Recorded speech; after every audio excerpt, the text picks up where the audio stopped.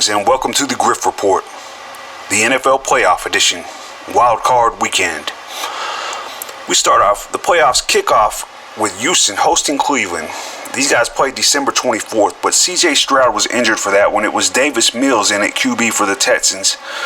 And what was a 2-touchdown, 36-22 win for Cleveland down there. Now, that being the case, we have the stats for what Flacco was able to do against the Texans that day for whatever effort they put up. Flacco went for 368, 3 touchdowns, 2 interceptions. The Browns only rushed for 54 yards, 1.8 yards per carry on 30 carries that day. It translates over, the Texans defense is going to be able to stop the run, it looks like. It's going to come down to Flacco and his arm, what he can do there, basically. You expect this game to be a lot closer with C.J. Stroud. The key matchup for the Texans against the Browns is going to be that deep passing game. If the Browns are able to slow that down, slow this amazing rookie down. I listen to a lot of games on the radio, and it's been exciting listening to the call there when C.J. Stroud had him strike right back down the field against Indianapolis. Deep passing game. That's going to be the key. If he's able to get the ball down the field, then the Browns might be in trouble. The determining factor for me here is Flacco with the Super Bowl ring versus the rookie at QB for the Texans. I'll take the veteran here and be okay. Win, lose, or draw. Consensus here, 54% is on Houston, however, so only 46% on the same side as me there. However, the money line is where I am, and 76% of the consensus on the money line is on Cleveland minus 130. I don't see any need in laying 2 points if you don't need to. Minus 130, just go on and lay the $1.30 if you're going to bet it. On down to Kansas City. This is a rematch here of the Week 9 game in Germany. Everybody expected a lot of points in that one, and it was a slowdown. Chiefs winning 21-14. Tua only went for 190 passing yards. Mahomes only threw for 185. Kelsey had 3 catches for 14 yards in that one. Points will be at a premium here. Both coaches want to keep the other team's offense on the sideline.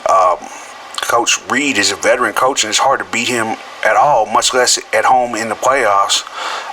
This is a proving ground for the Dolphins and Coach Mike McDaniel.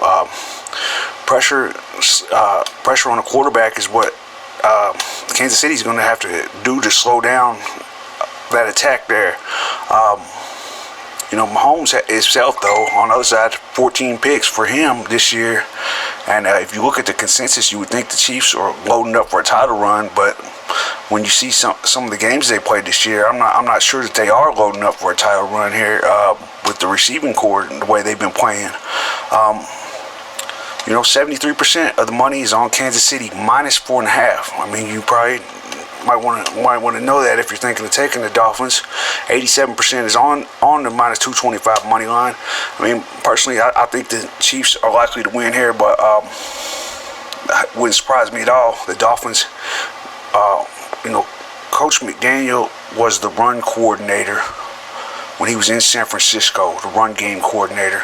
So he knows how to run that ball, and he knows how to make sure that the Dolphins are not a one-dimensional attack. They're going to be playing the same keep-away game there. My pick here actually goes over to the total play here, and it's under the 44. I lean towards the Chiefs on the side play, but I'll lay it off that one. 75% of the consensus is on the under 44 here. We'll see how it goes. This is the playoffs. 21-14, first time, 35 points. That game's over with. They're not replaying it. This one might easily stay under the 44. It might not. These two offenses, both of them can get that thing going up and down the field, and it could really easily be over in the first quarter. Depending on what happens. It's just the way things go. On to Sunday in Buffalo. The Bills hosting the Steelers. This is a chance to see how much the Steelers have really evolved since last year. Buffalo beat them soundly. It was 38-3 when they played at the beginning of last season, one of Pickett's first games. Might have been week 2 or 3 of last season. Pickett no longer is starting. Mason Rudolph who was the backup then, is earned his way into playing time. I think Buffalo really has some momentum here. Maybe to make a run at what their expectations have been, since Cook has been an improvement at running back position. Since they changed the offensive coordinator, the run game with the QB has showed up again. The Steelers' strength is the defense. Watt is gone for this one, and sometimes they have struggled without him, pretty much directly related to him being out. I'm sure it's a leadership thing as well as just the on-the-field play. Strike point might be here with the Bills running and passing to the tight ends. That's where they're expected to have a little bit of ability to move the ball against the Steelers, with the strength of the Steelers being the secondary. Allen has struggled to have some interceptions at times this year. Is the interception thing gonna continue in the playoffs? I mean, that could really cost them. I mean, they've got away with it a few times the last few weeks, but I mean, it could really cost you in the playoffs. I mean, Bills have played some tough games this year. They've won at Kansas City, beat Miami twice. Well, they beat Miami 11 of the last 12 times or something like that. But this is one of them games. I looked at the under here. It opened at 44. Whatever is adjusted down to 34 now. The value's pretty much gone there. The Bills money line is where you might look if you were looking for a sports investment play. I mean, it's minus 470 to 1 right now. I mean, it's a high price to pay. I mean, do you think the Bills are going to lose in this game, really? As far as the spread goes, the even money play there.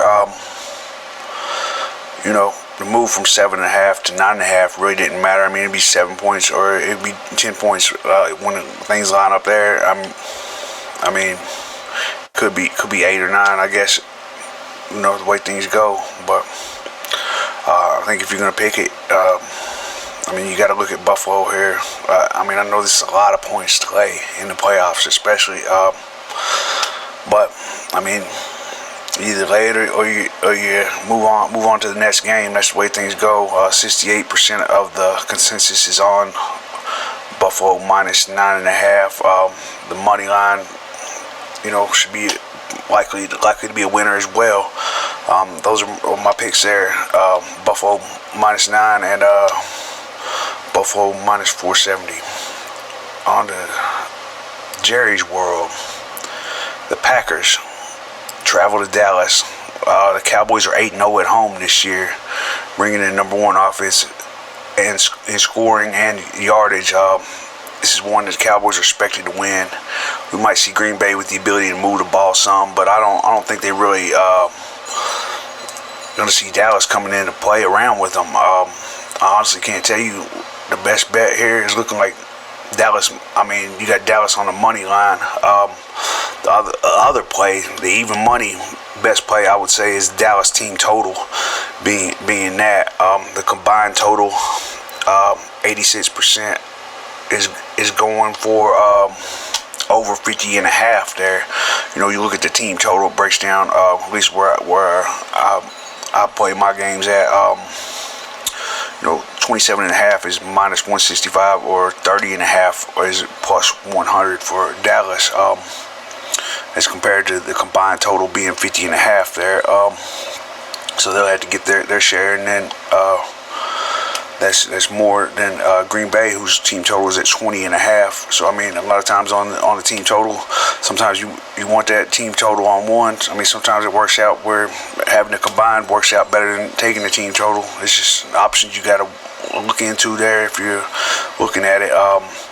Dallas, the consensus here is on them as well, laying that number 73% on the minus 7, 96% on the minus 325 money line. That's a decent sports investment play there. Looking at it there from perspective, unless there's an upset, then I mean, the upsets happen. But we'll see. We'll see what happens. Dallas -7 is my pick there for making a pick's sake, as well as the over 50.5. Even though I like the team total, Dallas 27.5 there, a lot better than the 50.5. 50.5 is a lot of points there. But Green Bay's expected to be able to move the ball as well. Is why that number's up there. To the night game there, Motor City versus the City of Angels at Ford Field in Detroit. The QBs that were swapped out in a trade is really what this game may come down to, especially when you think of Sean McVay, Coach McVay, and his knowledge of what everything Goff does, where they drafted him and trained him there. The Rams are hot, looking like they could pull an upset here. The Rams even have the run game going into this one, which is something they really didn't do that well when they were on their Super Bowl run. The only team to beat them since midway through the year, the Cup was out, and whatever happened to 8 or 9 games ago, the only team that's beat them down that second half of the season has been the Ravens, and that game go to overtime with the Ravens. So they're playing at the top level of the NFC right now, as well as Detroit is. Detroit, you can't take anything away from them. This has been the best Lions team we've seen, best Lions team I've ever seen. The way they're playing, they've been covering spreads, they've been playing great. This is one. Once again, I would look at the total as well. You can think of it this way: if you say it's a straight up even matchup, just grab the 3 points. I don't know any way to approach this game. Give the Rams a shot to win this game. 53% of the money line bettors are in consensus plus 145 on the underdog there. 66% of the consensus on the spread is on the plus 3. Take a hard look at the total. 82% is on the over 51.5 there. I scratched that total there. Just not sure, man. These totals, I don't know. The under is something that comes in a lot, and I'm not going to take the over. I know I just took it on the last game. This game's real similar. Could go either way there with the totals on any of these games. But the Rams plus 3 is my pick. On the Monday night, the defending NFC champs on the road in Tampa Bay. They played in September. It was 25-11. Eagles won. I'm just going to blindly take the Eagles right there. I know they've stumbled down the stretch. They've got problems, and I think this team got where they were. They realized they weren't going to get home field after the San Francisco game, and I think they've been sitting back waiting on the playoffs, and that's the only way I can think of it if I'm even looking at a bet on the Eagles. And I am looking at a bet on the Eagles there, and my pick is the minus 155 money line instead of laying that spread. Things happen. It's pro sports. Close games happen. But like the Eagles there, minus 155 money line. As always, best of luck and enjoy your wild card weekend. This has been the Griff Report.